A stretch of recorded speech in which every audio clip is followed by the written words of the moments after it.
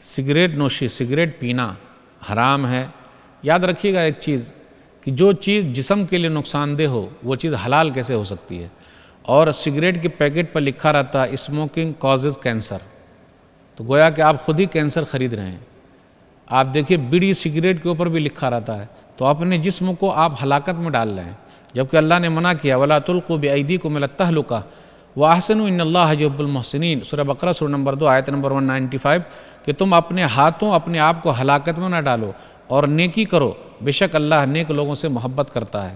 تو اس سے یہ پتہ چلا کہ ہم اور آپ اپنے ہاتھوں برباد ہو رہے ہیں۔ سورہ نساء سورہ نمبر 4 آیت نمبر 29، وَلَا تَقْتُلُوا أَنفُسَكُمْ إِنَّ اللَّهَ كَانَ بِكُمْ رَحِيمًا، اور اپنی جانوں کو ہلاک مت کرو، بے شک اللہ تعالیٰ تم پر بڑا مہربان ہے۔ تو پتہ یہ چلا کہ جسمانی، مالی، نفسیاتی نقصان ہے۔ مرسی ٹی وی، پیغام رحمت۔